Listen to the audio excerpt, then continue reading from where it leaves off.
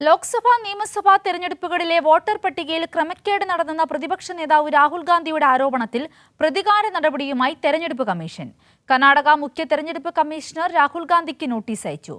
രാഹുൽ ഗാന്ധി പ്രദർശിപ്പിച്ച രേഖകൾ കമ്മീഷന്റേതല്ലെന്നും നോട്ടീസിൽ പരാമർശം. അതേസമയം വോട്ടർ പട്ടിക ക്രമക്കേടിൽ ജനപിന്തുണ തേടി വോട്ട് ചോരി എന്ന പേരിൽ രാഹുൽ ഗാന്ധി പ്രത്യേക വെബ്സൈറ്റ് ആരംഭിച്ചു.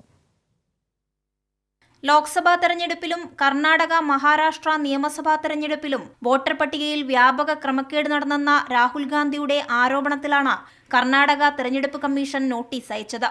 രാഹുൽ ഗാന്ധി പത്രസമ്മേളനത്തിൽ പ്രദർശിപ്പിച്ച രേഖകൾ കമ്മീഷന്റേതല്ലെന്ന് നോട്ടീസിൽ പറയുന്നു.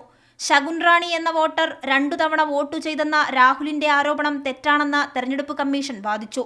പ്രാഥമിക അന്വേഷണത്തിൽ ഒറ്റത്തവണ മാത്രമാണ് താൻ വോട്ടു ചെയ്തതെന്ന് ശകുൻ റാണി വ്യക്തമാക്കിയിട്ടുണ്ടെന്നാണ് കമ്മീഷന്റെ വിശദീകരണം. വാർത്താ സമ്മേളനത്തിൽ ടിക്ക് അടയാളപ്പെടുത്തിയ രേഖ പോളിംഗ് ഓഫീസർ നൽകിയതല്ലെന്നും നോട്ടീസിൽ വ്യക്തമാക്കിയിട്ടുണ്ട്.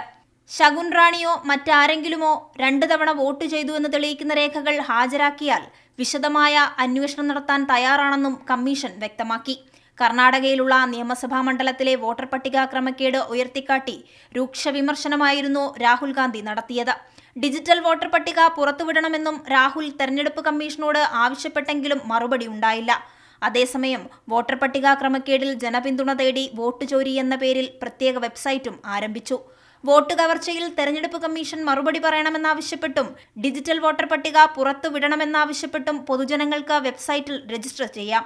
ഇതിന്റെ ലിങ്ക് എക്സ്പോസ്റ്റിലൂടെ പങ്കുവച്ച രാഹുൽ ഗാന്ധി ജനാധിപത്യത്തിന്റെ അടിത്തറയായ വോട്ടുകൾ തെരഞ്ഞെടുപ്പ് കമ്മീഷന്റെ അനുവാദത്തോടെ BJPയുടെ ആക്രമണത്തിന് വിധേയമാവുകയാണെന്ന കുറിപ്പും പങ്കുവച്ചിട്ടുണ്ട്. കൈരളി ന്യൂസ്, ദില്ലി.